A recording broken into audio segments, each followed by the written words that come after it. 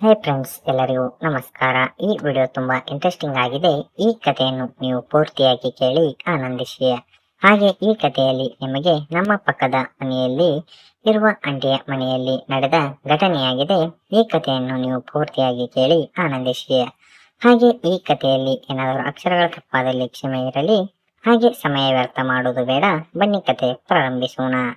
ನನ್ನ ಹೆಸರು ವರುಣ್. ನನಗೆ ವಯಸ್ಸು ಅಂದಾಜು 27 ಆಗಿದ್ದವು. ಹಾಗೆ ನಾನು ಕೂಡ ಜಿಮ್ ಬಾಡಿಯನ್ನು ಮಾಡಿ ತುಂಬಾ ಒಳ್ಳೆಯ ಬಾಡಿಯನ್ನು ಹೊಂದಿದ್ದೆ. ಹಾಗೆ ನಮ್ಮ ಪಕ್ಕದ ಮನೆಯಲ್ಲಿ ಇರುವ ಆಂಟಿ ಅವರು ಮತ್ತು ಅವರ ಗಂಡ ಮಾತ್ರ ಮನೆಯಲ್ಲಿಯೇ ಇರುತ್ತಿದ್ದರು. ಹಾಗೆ ಅವರು ಮದುವೆಯಾಗಿ ಒಂದು 5 ವರ್ಷಗಳು ಕಳೆದಿತ್ತು. ಹಾಗೆ ಆಂಟಿಗೆ ಇನ್ನು ಮಕ್ಕಳು ಇರಲಿಲ್ಲ. ಹೀಗಾಗಿ ಅವರ ಗಂಡ ಕೆಲಸಕ್ಕೆಂದು ಹೋದಾಗ ಆಂಟಿಯವರು ಮಾತ್ರ ಮನೆಯಲ್ಲಿಯೇ ಇರುತ್ತಿದ್ದರು. ಹಾಗೆ ಆಂಟಿಯು ಕೂಡ ನೋಡಲು ತುಂಬಾ ಚೆನ್ನಾಗಿಯೇ ಒಳ್ಳೆಯ ಸಂಪ್ರದಾಯಸ್ಥ ಮನೆಯ ಹುಡುಗಿಯ ತರ ಇದ್ದರು. ಹಾಗೆ ಅವರಿಗೆ ಅಂದಾಜು ವಯಸ್ಸು ಒಂದು 30 ಆಗಿದ್ದವು. ಹಾಗೆ ಅವರ ಗಂಡ ಸಾಫ್ಟ್ವೇರ್ ಕಂಪನಿಯಲ್ಲಿ ಕೆಲಸ ಮಾಡುತ್ತಿದ್ದರು. ಹಾಗೆ ನಾನು ಕೂಡ ನಮ್ಮ ಊರಿನಲ್ಲಿ ಇರುವ ಚಿಕ್ಕ ಸಾಫ್ಟ್ವೇರ್ ಕಂಪನಿಯಲ್ಲಿ ಕೆಲಸ ಮಾಡುತ್ತಿದ್ದೆ. ಹಾಗೆ ಒಂದು ದಿನ ನಾನು ಕೆಲಸಕ್ಕೆ ರಜೆ ಹಾಕಿ ತುಂಬಾ ಬೇಸರವಾದ ಕಾರಣ ಮನೆಯಲ್ಲಿಯೇ ಇದ್ದೆ. ಹಾಗೆ ನಾನು ಮನೆಯಲ್ಲಿ ಒಬ್ಬನೇ ಇರುತ್ತಿದ್ದೆ. ಆ ದಿನ ನನಗೆ ಮನೆಯಲ್ಲಿಯೇ ಕುಳಿತುಕೊಂಡು ತುಂಬಾ ಬೇಸರವಾಗುತ್ತಿತ್ತು. ಅದಕ್ಕಾಗಿ ನಾನು ಪಕ್ಕದ ಮನೆಯಲ್ಲಿ ಆಂಟಿ ಅವರು ಇದ್ದಿದ್ದನ್ನು ನೋಡಿ ಆಂಟಿಯ ಜೊತೆ ಸ್ವಲ್ಪ ಹೊತ್ತು ಮಾತನಾಡುತ್ತಾ ಕುಳಿತುಕೊಳ್ಳಬೇಕು ಅಂತ ಹೇಳಿ ನಾನು ಕೂಡ ಹೋದೆ. ಆಂಟಿಯು ಕೂಡ ನನ್ನ ಜೊತೆ ಸ್ವಾಭಾವಿಕವಾಗಿ ಸ್ನೇಹಿತರ ತರಹ ಮಾತನಾಡುತ್ತಿದ್ದರು. ಹಾಗೆ ನಾನು ಆಂಟಿಯ ಮನೆಯ ಕಡೆ ಹೋದೆ. ಹಾಗೆ ನಾನು ನಡೆದುಕೊಳ್ಳುತ್ತಾ ಹೋದಾಗ ಆಂಟಿಯ ಮನೆಯ ಕಡೆ ಹೋಗಿ ನಿಂತುಕೊಂಡೆ. ಆಂಟಿಯು ಕೂಡ ಮನೆಯಲ್ಲಿಯೇ ಇದ್ದರು. ಅವರು ಮನೆಯ ಅಡುಗೆ ಮನೆಯಲ್ಲಿ ಅಡುಗೆ ಮಾಡುತ್ತಿದ್ದರು. ಹಾಗೆ ನಾನು ಮನೆ ಹತ್ತಿರ ಹೋಗಿ 2 ಬಾರಿ ಬಾಗಿಲು ಹತ್ತಿರ ನಿಂತುಕೊಂಡು ಬೆಲ್ಲನ್ನು ಬಾರಿಸಿದೆ. ಆಗ ಆಂಟಿ ಯಾರು ಅಂತ ಹೇಳಿ ಕೂಗುತ್ತಾ ಬಾಗಿಲ ಹತ್ತಿರ ಬಂದು ನಿಂತುಕೊಂಡರು. ನಂತರ ಯಾರು ಅಂತ ಕೇಳಿ ಬಾಗಿಲನ್ನು ತೆಗೆದರು.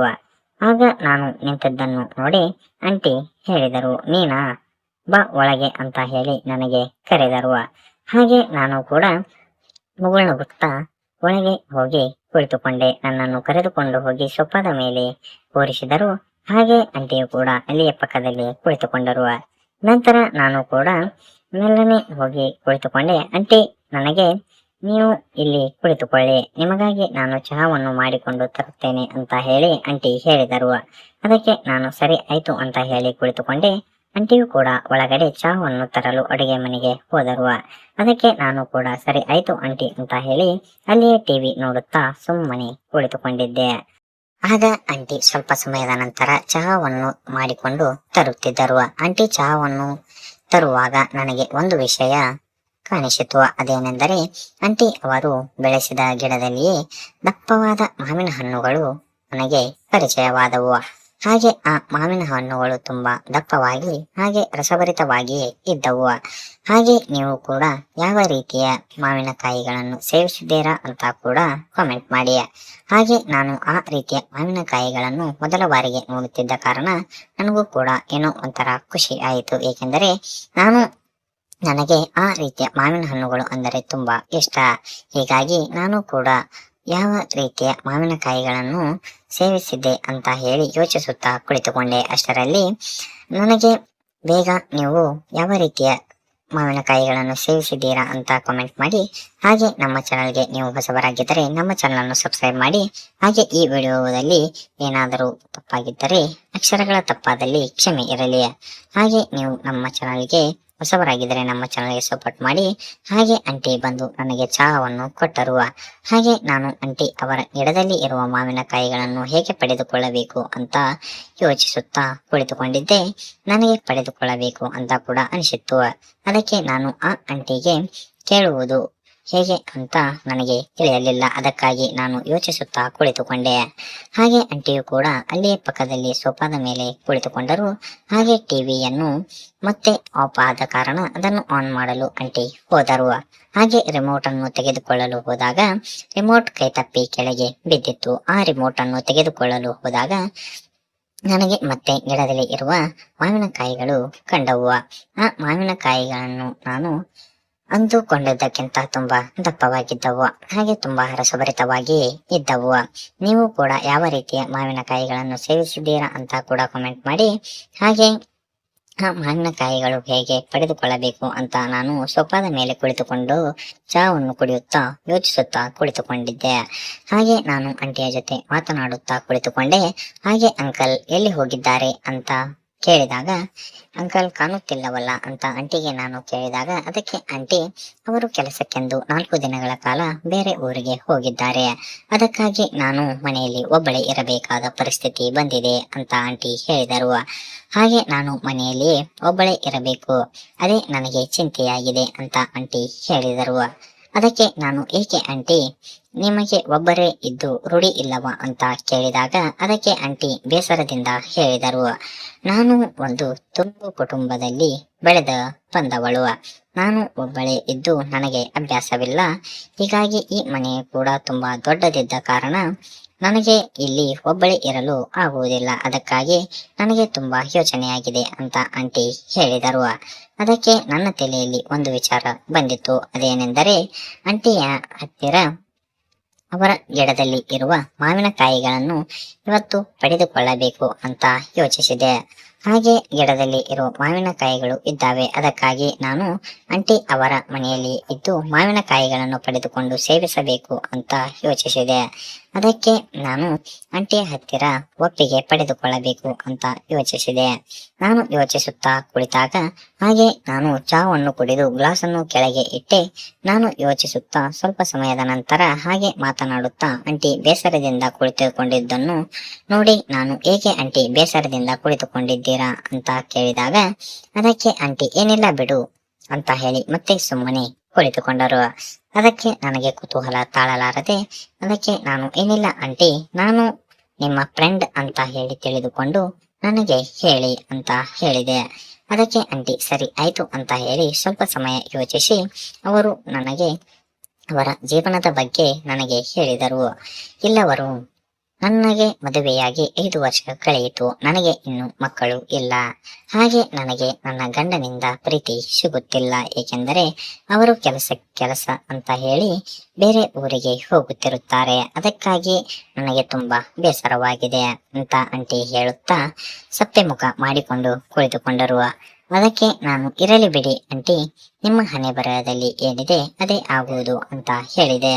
ಆಗ ನಾನು ಆಂಟಿಯ ಹತ್ತಿರ ಗಿಡದಲ್ಲಿ ಇರುವ ಮಾವಿನಕಾಯಿಗಳನ್ನು ನೋಡುತ್ತಾ ಹಾಗೆ ಸುಮ್ಮನೆ ಕುಳಿತುಕೊಂಡೆ. ಅದು ಆಂಟಿಗೆ ಗೊತ್ತಾಯಿತು. ಅದಕ್ಕೆ ಆಂಟಿ, ವರುಣ್ ನಿನಗೆ ಏನು ಬೇಕಾಗಿದೆ ಅಂತ ಕೇಳಿದರು. ಅದಕ್ಕೆ ನಾನು, ಏನಿಲ್ಲ ಆಂಟಿ ಅಂತ ಹೇಳಿ ಸುಮ್ಮನೆ ಕುಳಿತುಕೊಂಡು ಅವರ ಹತ್ತಿರ ಮಾತನಾಡಲು ಶುರು ಮಾಡಿದೆ.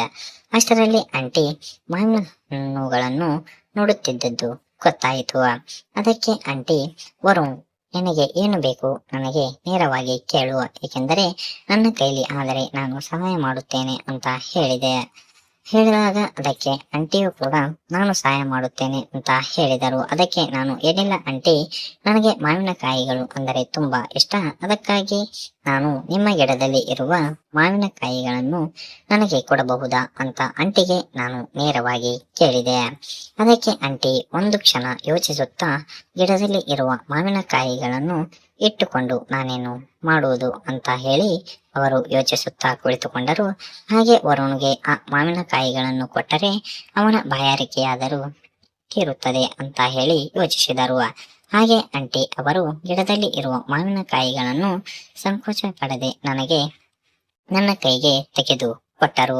ಮಾವಿನಕಾಯಿಗಳು ನನ್ನ ಕೈಯಲ್ಲಿ ಸಾಲಲಿಲ್ಲ, ಏಕೆಂದರೆ ಆ ಮಾವಿನಕಾಯಿಗಳು ತುಂಬಾ ದಪ್ಪವಾಗಿದ್ದವು, ಹಾಗೆ ತುಂಬಾ ರಸಭರಿತವಾಗಿದ್ದವು. ನಾನು ಕೂಡ ಸಮಯ ವ್ಯರ್ಥ ಮಾಡದೆ ಮಾವಿನಕಾಯಿಗಳನ್ನು ಪಡೆದುಕೊಂಡು ಆ ಮಾವಿನಕಾಯಿಗಳನ್ನು ಸೇವಿಸಲು ಪ್ರಾರಂಭಿಸಿದೆ. ಹಾಗೆ ಆ ಮಾವಿನಕಾಯಿಗಳು ತುಂಬಾ ದಪ್ಪವಾಗಿದ್ದ ಕಾರಣ ನನ್ನ ಕೈಯಲ್ಲಿ ಸಾಲಲಿಲ್ಲ.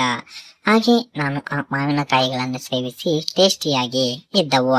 ಹಾಗೆ ಆ ಮಾವಿನಕಾಯಿಗಳನ್ನು ನಾನು 10 ನಿಮಿಷಗಳ ಕಾಲ ನಿರಂತರವಾಗಿ ಸೇವಿಸಿದೆ. ಏಕೆಂದರೆ ನನಗೆ ಮಾವಿನಕಾಯಿಗಳು ಅಂದರೆ ತುಂಬಾ ಇಷ್ಟ. ನಾನು ಮೊದಲಿನ ಚಿಕ್ಕವನಿದ್ದಾಗಿನಿಂದಲೂ ಕೂಡ ಮಾವಿನ ಹಣ್ಣುಗಳು ಅಂದರೆ ನನಗೆ ತುಂಬಾ ಇಷ್ಟ. ನಮ್ಮ ಊರಿನಲ್ಲಿ ಇರುವ ಎಲ್ಲ ಗಿಡಗಳಲ್ಲಿ ಇರುವ ಮಾವಿನ ಹಣ್ಣುಗಳನ್ನು ನಾನು ತೆಗೆದುಕೊಂಡು ಅಲ್ಲಿಯೇ ಸೇವಿಸುತ್ತಿದ್ದೆ. ನನಗೆ ತಿಳಿಯಲು ಇನ್ನೊಂದು ವಿಚಾರ ಹೊಳೆಯಿತು. ಅದೇನೆಂದರೆ ನನ್ನ ತಮ್ಮ ಅಷ್ಟರಲ್ಲಿ ಎದ್ದು ನಿಂತಿದ್ದ. ಅವನು ಸ್ವಲ್ಪ ಹೊತ್ತು ಸಮಾಧಾನ ಮಾಡಿದೆ. ಅಷ್ಟರಲ್ಲಿ ಆಂಟಿ ನನ್ನ ತಮ್ಮನನ್ನು ನೋಡಿದರು. ಅದಕ್ಕೆ ಆಂಟಿ, ನಿನಗೆ ಗಿಡದಲ್ಲಿ ಇರುವ ಮಾವಿನಕಾಯಿಗಳನ್ನು ಕೊಟ್ಟಿದ್ದೇನೆ, ಅದಕ್ಕೆ ನೀನು ನನಗೆ ನಿನ್ನ ತಮ್ಮನನ್ನು ಪರಿಚಯ ಮಾಡಿಕೊಡು ಅಂತ ಹೇಳಿದರು. ಅದಕ್ಕೆ ನಾನು ಕೂಡ ಸರಿ ಆಯ್ತು ಆಂಟಿ ಅಂತ ಹೇಳಿ ನನ್ನ ತಮ್ಮನನ್ನು ಪರಿಚಯ ಮಾಡಿಕೊಟ್ಟೆ. ಆಂಟಿ ನನ್ನ ತಮ್ಮನನ್ನು ನೋಡಿ ಒಂದು ಕ್ಷಣ ಸುಮ್ಮನೆ ಕುಳಿತುಕೊಂಡರು. ಹಾಗೆ ನಂತರ ನನ್ನ ತಮ್ಮನನ್ನು ಆಂಟಿ ಕರೆದುಕೊಂಡು ಸ್ವಲ್ಪ ಹೊತ್ತು ಮುದ್ದಾಡಿದರು. ಹಾಗೆ ನನ್ನ ತಮ್ಮನು ತುಂಬಾ ತುಂಟನಾಗಿದ್ದ. ಅವನು ಕೂಡ ತುಂಬಾ ಒಳ್ಳೆಯ ಬಾಡಿಯನ್ನು ಮೇಂಟೈನ್ ಮಾಡಿ ತುಂಬಾ ಉದ್ದವಾಗಿ ಇದ್ದ. ಆಂಟಿಯು ಕೂಡ ನನ್ನ ತಮ್ಮನನ್ನು ಕರೆದುಕೊಂಡು ಸ್ವಲ್ಪ ಹೊತ್ತು ಅವನನ್ನು ಕರೆದುಕೊಂಡು ಕೂರಿಸಿಕೊಂಡರು. ಹಾಗೆ ನನ್ನ ತಮ್ಮನಿಗೆ ಆಟವಾಡಲು ಆಟೋಣಿಕೆ ವಸ್ತು ಬೇಕಾಗಿತ್ತು. ಅದಕ್ಕಾಗಿ ನಾನು ಆಂಟಿಗೆ ಕೇಳಿದೆ.